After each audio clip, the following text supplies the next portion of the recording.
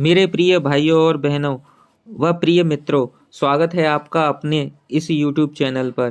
प्रिय भाइयों और बहनों, आज मैं जो जानकारी देने जा रहा हूँ वह बिल्व पत्र से संबंधित है। बिल्व पत्र एक पेड़ का जो है पत्ता होता है, एक पेड़ होता है जो कि हमारे शिवलिंग पर यह इनके पत्ते हम अर्पित करते हैं, जिसे लगभग सभी लोग जानते हैं, बहुत प्रसिद्ध है।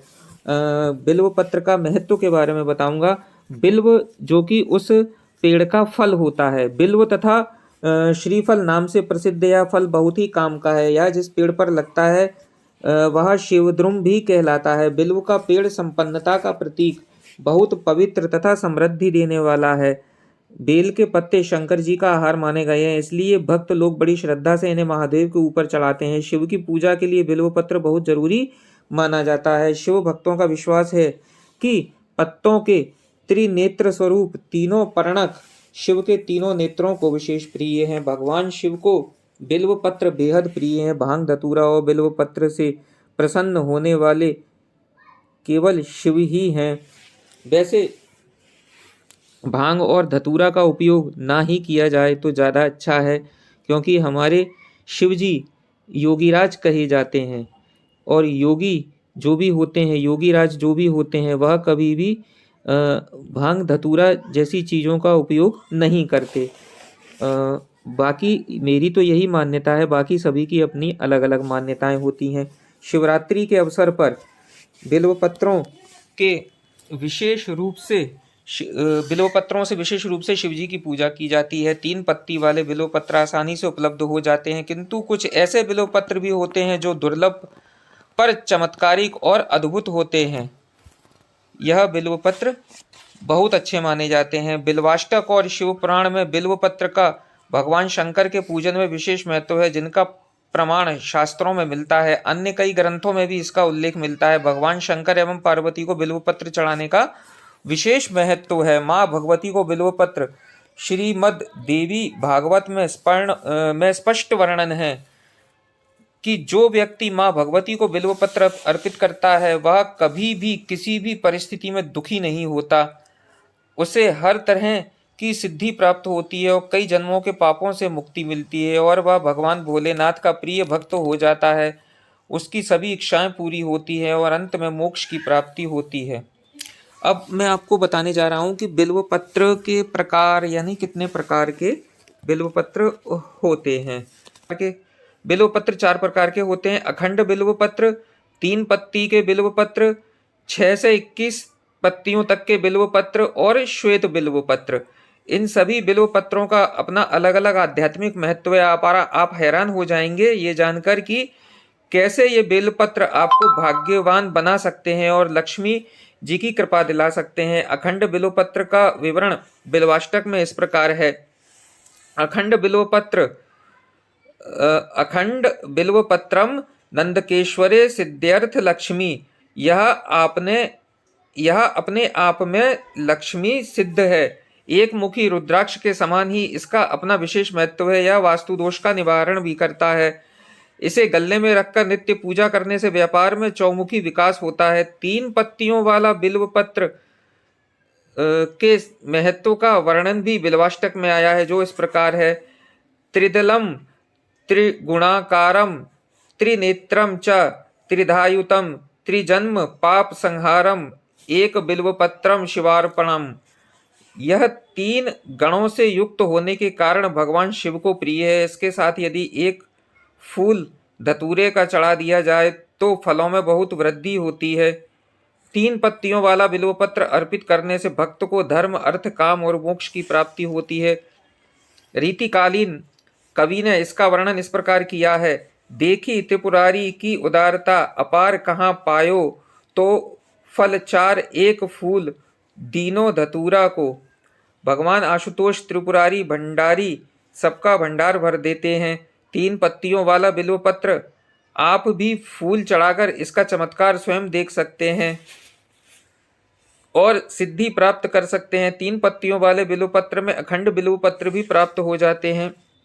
कभी कभी एक ही वृक्ष पर 4, 5, 6 पत्तियों वाले बिल्वपत्र भी पाए जाते हैं, परंतु यह बहुत दुर्लभ है। 6 से लेकर 21 पत्तियों वाले बिल्वपत्र मुख्यतः नेपाल में पाए जाते हैं, पर भारत में कहीं कहीं मिलते हैं। जिस तरह रुद्राक्ष कई मुखों वाले होते हैं, उसी तरह बिल्व पत्र भी कई पत्तियों वाले होते हैं। श्वेत बिल्व पत्र जिस तरह सफेद सांप, सफेद टांक, सफेद आंख, सफेद दूर्वा आदि होते हैं, उसी तरह सफेद बिल्व पत्र भी होते हैं। यह प्रकृति की अनमोल देन है। इस बिल्व पत्र के पूरे पेड़ पर श्वेत पत्ते पाए जाते हैं। इसमें हरी पत्तियां नहीं होती। इन्हें भगवान शंकर को अर्पित करने का विशेष महत्व है। आपको बताने जा रहा हूं मित्रों कि ये बेल का वृक्ष कैसे आया।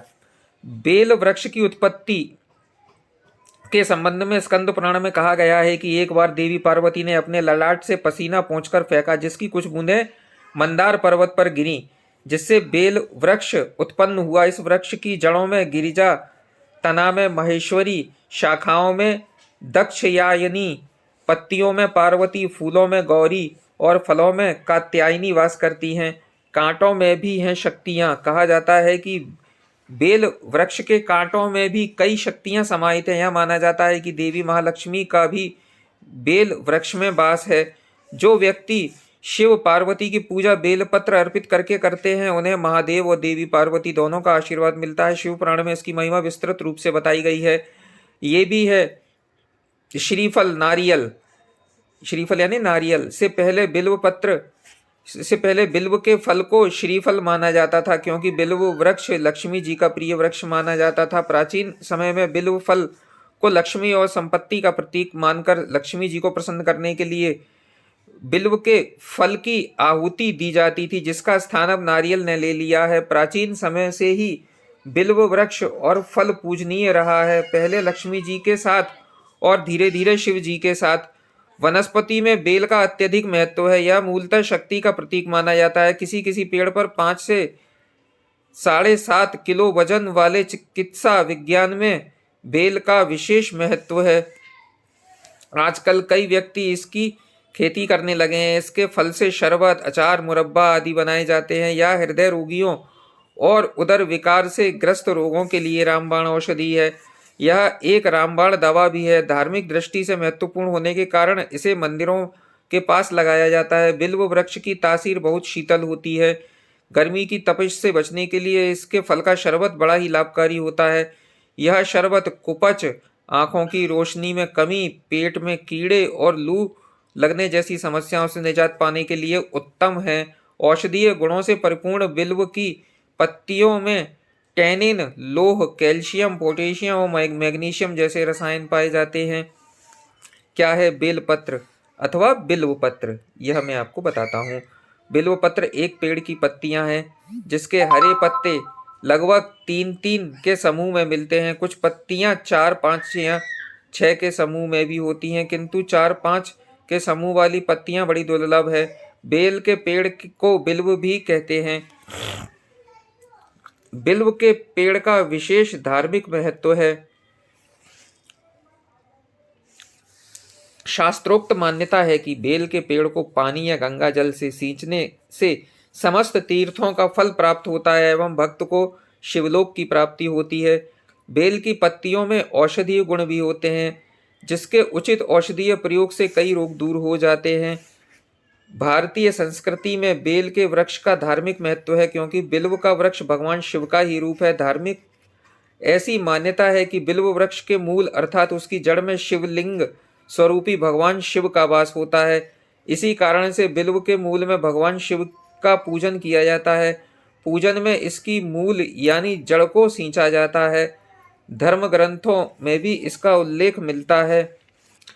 बिल्व मूले महादेवम लिंग रूपेण मव्ययम यह पूजयति पुण्यात्मा स शिवम प्रप्युयाद। बिल्व मूले अलेर्यस्तु मूर्धान्म भिषिच्यति सह सर्वतीर्थ स्नातः स्यात् एवं भूवि पावनः।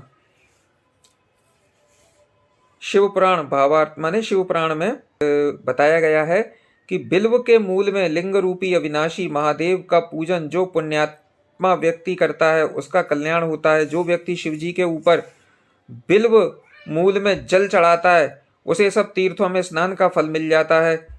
बिल्व पत्री को तोड़ने का बिल्व पत्र को तोड़ने का मंत्र।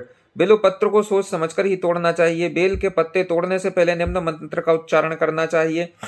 वह मंत्र इस प्रकार है।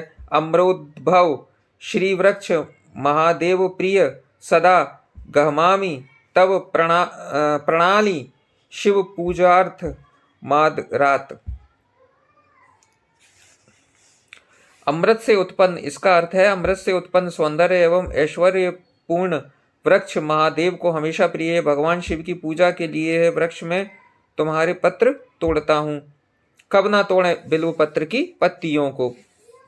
विशेष दिन या विशेष पर्व के अवसरों पर बिल्व के पेड़ से पत्तियां तोड़ना मना है, बिल्कुल निषेध है। शास्त्रों के अनुसार बेल की पत्तियां इन दिनों में नहीं तोड़ना चाहिए।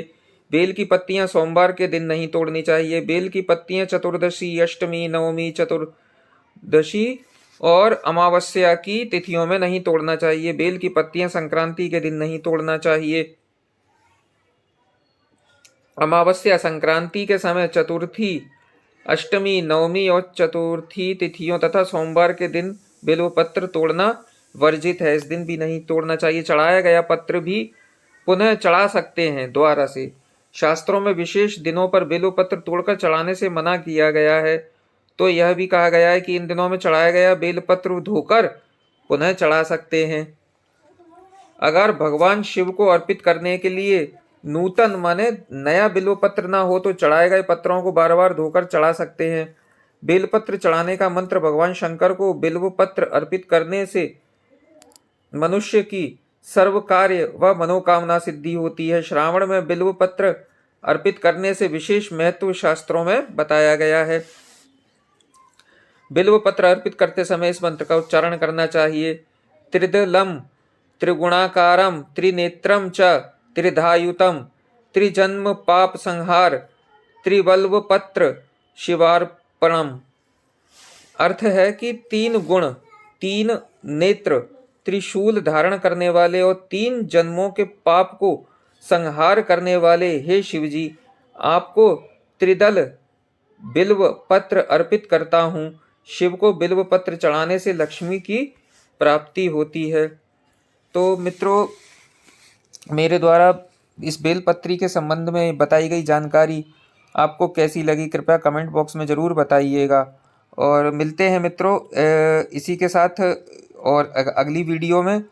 और आप यदि मेरे चैनल पर नए हैं तो कृपया मेरे चैनल को सब्सक्राइब करिएगा, जिससे आपको जल्दी से जल्दी आपके पास नोटिफिकेशन आए और आप मेरी वीडियोस को देख सकें।